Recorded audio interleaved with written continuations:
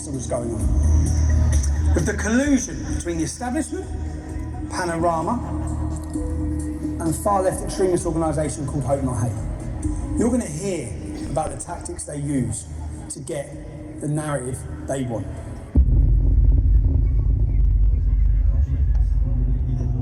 In this documentary, you're going to hear a lot about Hope Not Hate. It's important you understand who they are. Hope Not Hate is a so-called anti-fascist organisation who formed in 2003. They formed from a group in a magazine called Searchlight. Nick Lowles, who now leads Hope Not Hate, was a lead member of Searchlight.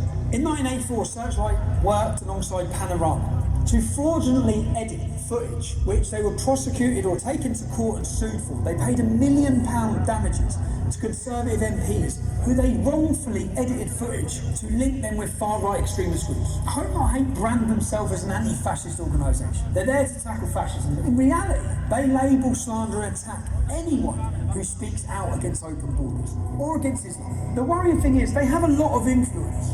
For example, all media outlets across the UK, across the world, take what they say as credible and they work hand in hand with them. From CNN, The Guardian, Huffington Post, The Independent, Sky News, Newsnight, Panodrama, The Metro, The Sunday Times. They even advise the UN. They advise counter-terrorism. In their advice to the UN, they say that our Day for Freedom demonstration that many of you would have watched was a far-right extremist rally. That's fake news, being given as credible information and taken as expert info by the UN. Our Day for Freedom demonstration had homosexual speakers, drag artists, black speakers, Asian speakers. There was nothing far right against it. It was a liberal demonstration demanding free speech. So what happens is when someone gets censored on Twitter for some kind of for hate speech or for incitement to violence or engaging in some kind of terrorist communication, they get their account taken down. They tend to come back, and that actually leads to sort of an increased level of sense of participation and integration into these networks. So I do a lot of work looking into right-wing extremism in the United Kingdom and the United States. And one of the things that we've seen there is actually an entire mobilization of right-wing extremist activity around the concept of the freedom of speech being taken away from people. So just a few weeks ago in London, there was a march attended by a few thousand people that was called Day for Freedom, and that was entirely sort of centered around this issue of free speech and the sense that in the kind of parlance of the extreme right, the liberal establishment was trying to silence extreme right, legitimate conservative voices. Just last year, Hope Not Hate were identified in a Swedish military report on left-wing extremist violence.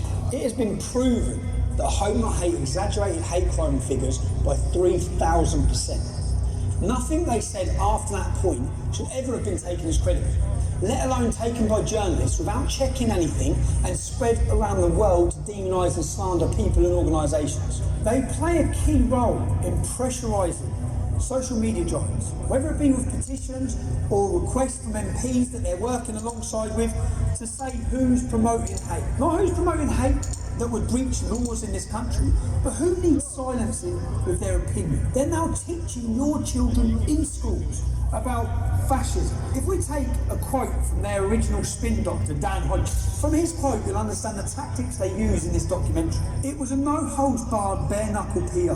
We used every dirty, underhand, low-down, unscrupulous trick in the book. These are quotes from their spin doctor, Joe Morehouse, who is a lead researcher for Hope Not Hate. He brags about days out with their BBC political reporters. Their relationship works hand in hand with the corrupt mainstream media.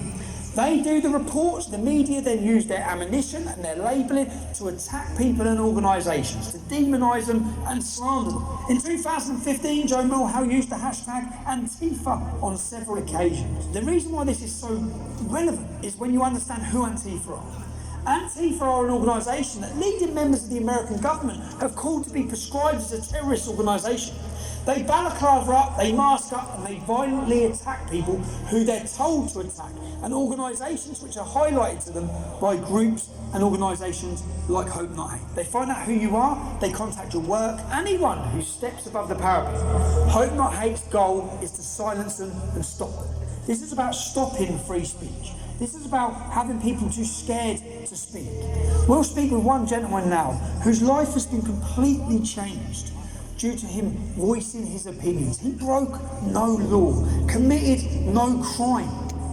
But wait till you hear what Hope Not Hate done to him. This time last year, like I said, I was working full-time, happy, and because of some things I was doing outside of work, where I sort of expressed my political opinions and so on, I ended up drawing their fire, and they wrote a report and called it in to the employer. So it was a kind of deliberate attempt to, it wasn't just to dox me, because I hadn't hidden my name, I didn't think I was doing anything wrong, I was just expressing an opinion, but it was an attempt to deliberately get me fired. Where was you working? I was working at Standard Chartered Bank in Moorgate. Doing what? I was an associate, so I've been there from a grad. I went to Bristol University and then went into the bank straight afterwards. So I've been there for about just around 18 months at this point. So a good career? Yeah, it was going well. Internally, there'd been no issues. When you say you got involved, you was giving your political opinions with regards to?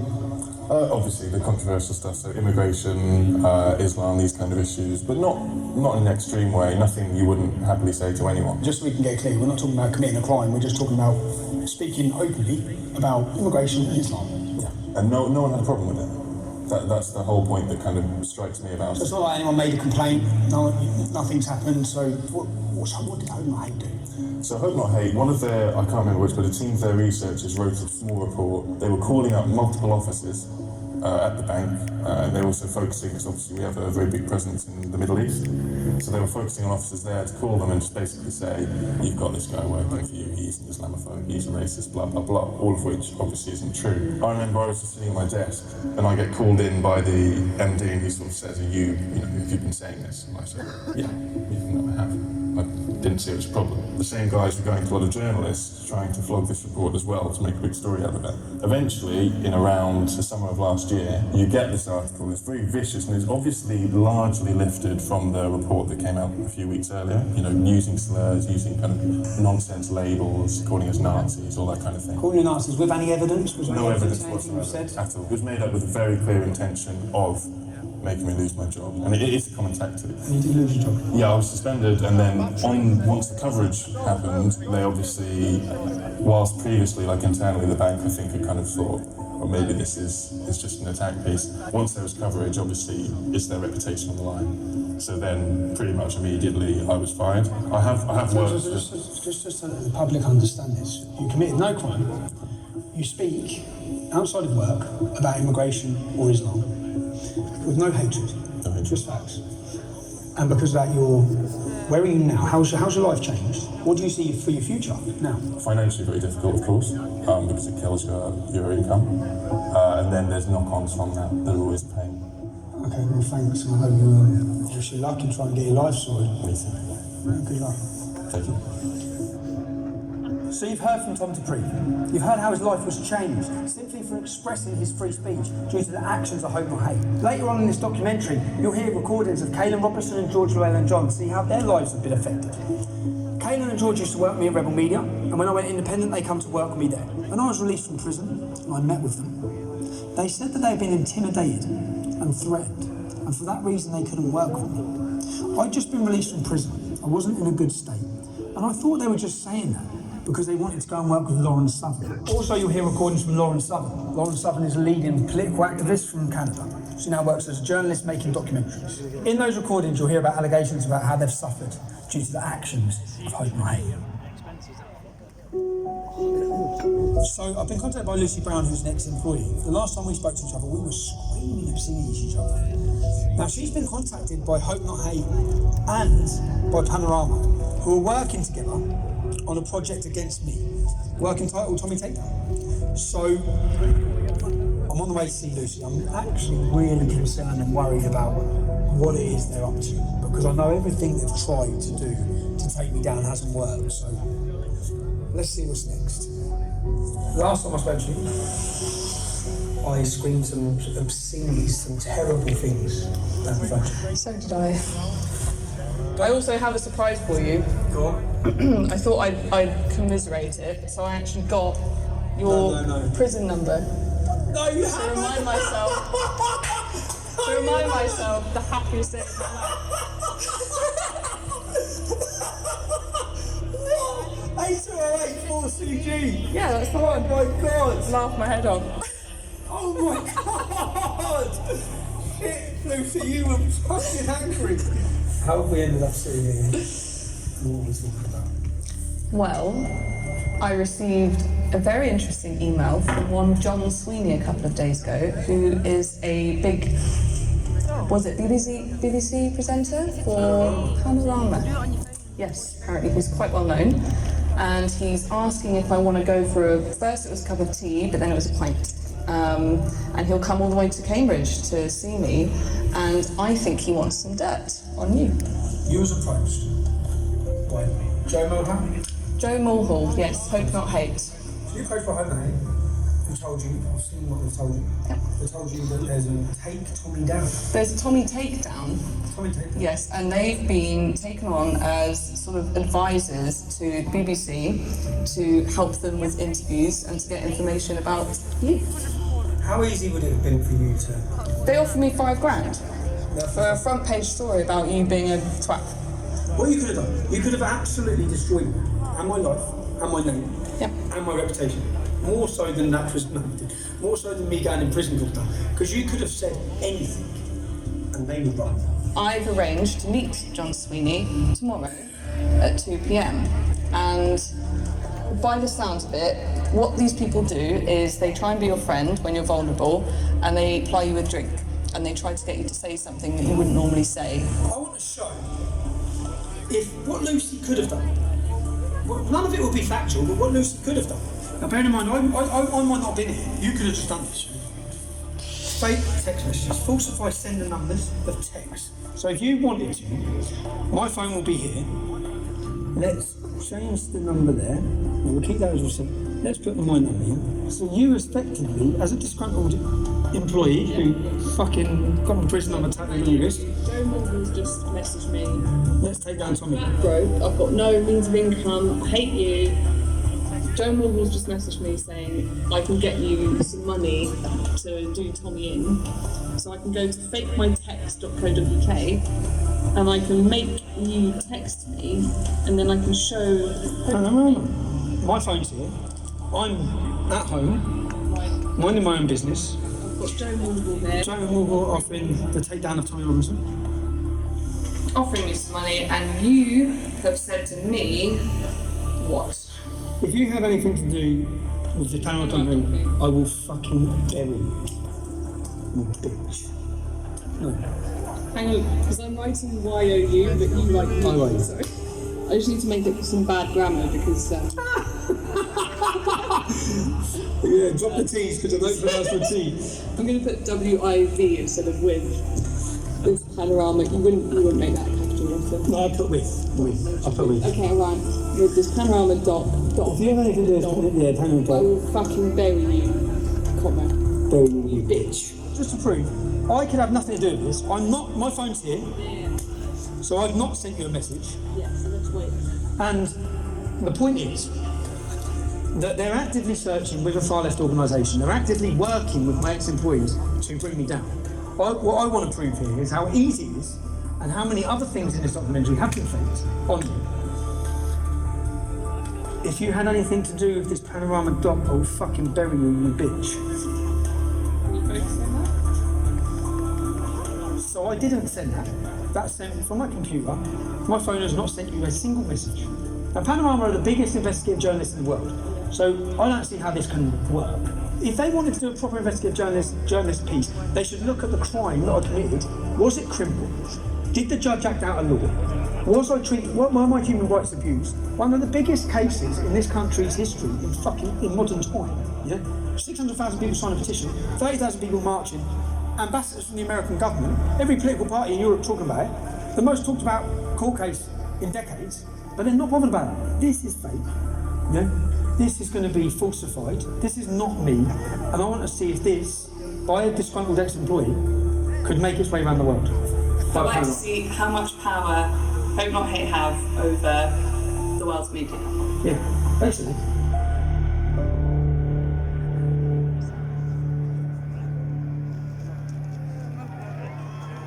This is the little mining. This will replace your button. this will go into your button anyway. This is how we'll record, and are you nervous? No. You should be. You should be. And, well, let's just wait and see what we get from this. Time will tell, but good luck. Don't do anything I wouldn't do.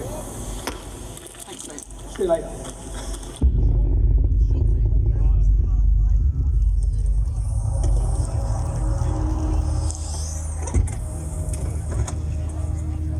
Success?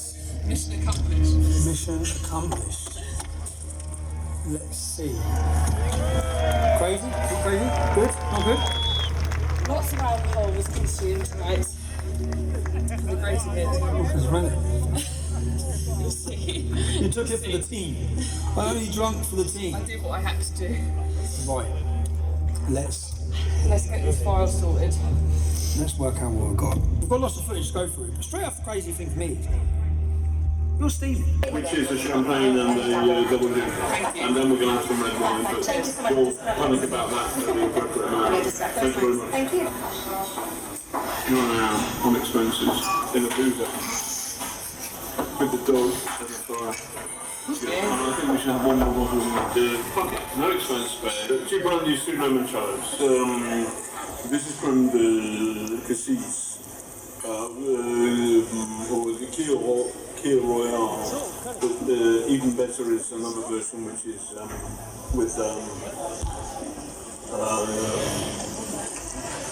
blackberry, blackcurrant liqueur and champagne. Keel Royale.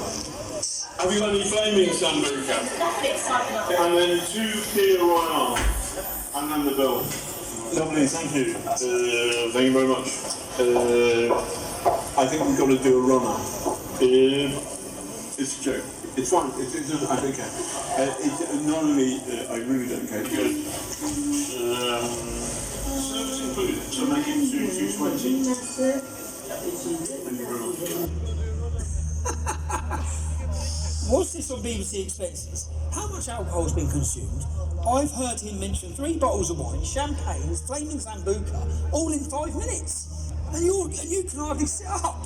So, for me, that's an expensive scandal that the licence fee payer is paying for. Should we be paying for you to get pissed? Yeah, of course you think we should. Me getting drunk is me being more lucid, and then I'll tell him stuff. So he's wanting to get you drunk. He's using the expense money to get you drunk in order to get you Get me information. drunk, be nice to me, be my friend, and then I'll loosen up and be like, oh, I've got this recording, or I can tell you this, or whatever. You may not like what I'm about to say, but one of my political heroes is the former head of the IRA, who turns the IRA is not... Who? Nick Knowles? No,